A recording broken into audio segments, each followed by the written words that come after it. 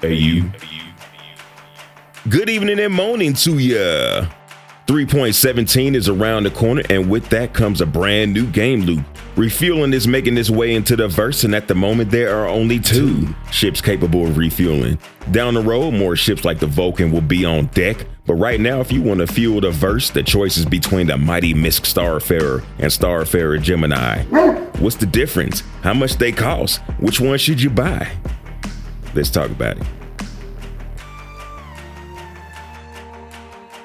The big boy Starfarer and sister Gemini. Don't step on these pronouns, man. Musashi Industrial and Starflight Concerns refueling platform / fuel transporter / mobile refinery / space turtle. MISC designed the Starfarer but got their Boeing on and licensed their design out to Aegis, who refitted into the armored up green version of the space turtle. Now, why is that important? Well, it's not. I just wanted you to know that I spent time researching. This isn't a dry, definitive breakdown of every single nut and bolt that these ships will ever have. This is a quick, nutritious vid to get you going in the right direction of which ship will work out best for you in the shorter term. Yummy. Anyway, let's get into it. FYI, I'm just going to call the base Starfarer the Starfarer, and the other one I'm just going to call it the Gemini. First off, these are both time-limited sale ships, meaning that they're only for sale during events like the Intergalactic Aero Expo and Invictus, maybe even Fleet Week, and sometimes other smaller occasions sprinkled out over the year. The good news is that they're available to buy in-game at New Deal in Lorville right now. The civilian Starfarer is priced in-game at 6.6 million credits, and the Gemini is 6.19 credits at the time of this video. A little strange that the civilian ship is almost 500,000 credits more than the military one in game, but in real money it's $40 USD less at 300. But whatever the case, buying it in-game means you get to run it through the game loops and decide if you want to come out the wallet for later down the road. If you already own the Starfarer, I appreciate you hanging in there with us. You get quite a bit for your credits. For one thing, they're huge. At 101 meters long, they outdistance the Hercules and the Perseus. And at 23.5 meters high, they're slightly taller than the Herc as well. Everything is subject to change by the time refueling is implemented and again when they get a rework. But as of right now, they both got just about the exact same interior, including hangar, captain's quarters, crew quarters, mess hall, escape pods, and the most confusing layout of any ship you've ever been on. Both ships hold the same amount of hydrogen and quantum fuel as of this video. Exterior-wise, they've got 6 fuel tanks and 2 refinery tanks. They both got intakes to scoop fuel because there's no better margin on selling fuel than 100% margin. What's kind of odd to me is that they've got 37,900 hit points apiece, which is comparable to the Mercury Star Runner, but HP is all over the place right now. The 600i has 29,000 HP and the Argo Raft has over 41,000, so make of that what you will, young Skywalker. They both got 3-man turrets, the same shields, and let's just say they're mostly the same ship. What's the difference though? The differences mostly consist of Aegis bumping up the defensive aspect for the military variant with some sacrifices.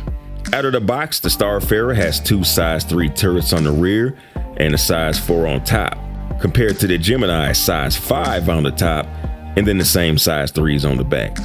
The pilot gun is the same too, so slightly more firepower up top on the Gemini is all. The biggest difference is on the nose of the ships. In addition to the 2 size 3 fuel intakes that they both have, the civilian Starfarer has an extra size 6 fuel intake up front. So depending on how the math works out between 2 size 3s and 1 size 6, you could be filling up your tanks with hydrogen twice as fast as the Gemini. The Gemini sacrifices the quick scooping for a missile rack with 9 size 3 missiles, giving you even more of a defensive edge. And later down the road, when armor is added, that edge will be a little thicker as the military version's reinforced armor is part of the package.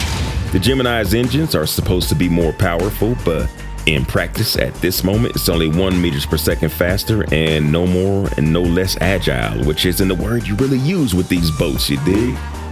If you find yourself standing at the ship kiosk making an insurance claim, you get out of there quicker with the civilian version.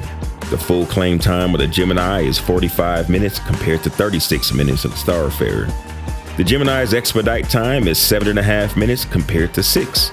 Is that a deal breaker for you? Could be, if limited calls for supplies make their way into Xeno threat or the quantum economy demands it. But that's not really something to toss and turn over right this minute. But if it ever pays to be first, the Starfarer wins the insurance claims race. And it's a little cheaper to expedite by 2,250 credits, but who's really counting when you're trying to hit the door as fast as you can? So that's what we know right now. What we don't know could make the difference, or it could mean nothing. Is there a chance of a difference in the yields from refining?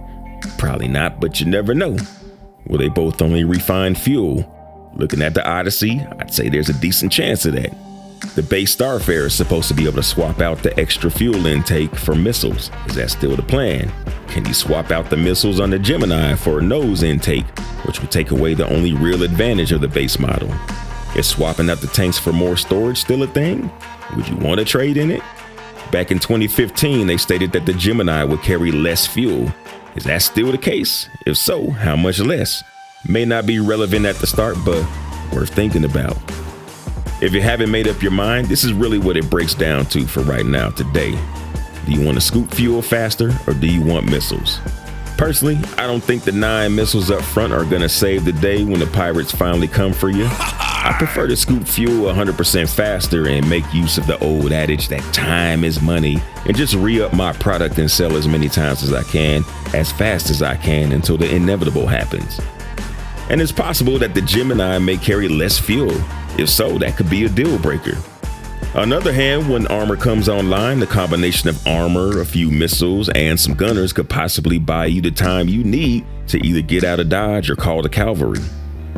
The other consideration is this.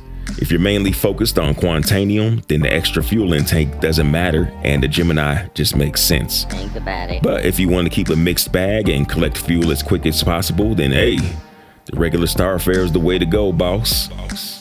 Depending on fuel costs, it could take a long time to recoup the credits invested into these things. Over time, the 500,000 credit investment difference between the two will mean nothing, especially so when Pyro is online and these ships become a dependency for the population and the cost to refuel becomes inflated.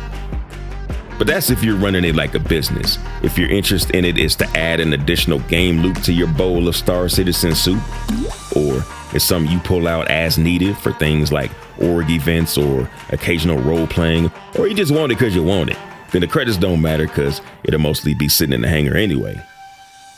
But that's all the nutrition you need to make an informed decision in the Starfarer and Gemini dilemma. You know what's not confusing though? The magnificent boss love to the executive producers of this joint. Thanks for keeping the lights on and the videos cracking over here. Hold on, Mysterious Mike Alvera, Saucy One, the Caped NFT Crusader. Commander Blackout somewhere out there in the ether. JP Stravinsky, sounds like a man of culture to me.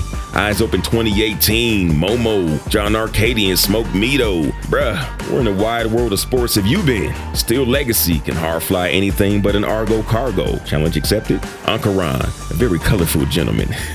The Huntress, aka the Witcher of the Verse. Big thanks, executive bosses, you are very much appreciated. Big fancy shout out to all the Dig That fam supporting the Dig That and Space Sam Marts. Salute to the mother, Buster Boy, Commander Dr. Digital, Zayla Maru, Commander Leviathan Soul, Timeout 420 Twin, Trainman Rob, Dead Eye, Figment, Evil Weasel, Titan Prime, Crash Test, Commander Cool with Triple Awesome, Crashdown, Military Boss, Anathema Knit, Zero the CEO, Junestar, Carl Bajin, the Mad Doctor, Waffle Iron of Doom, Abner Doom, and Individual 11. Big love, Dig That fam. I call you fam because that's what you are. My name is Dig That, and I think Chili's needs to start all over with their menu. Fly dirty citizens. Put the place up. Yeah, we know what we're made of. Can't get enough of you, boo. I'm a chaser. Face up.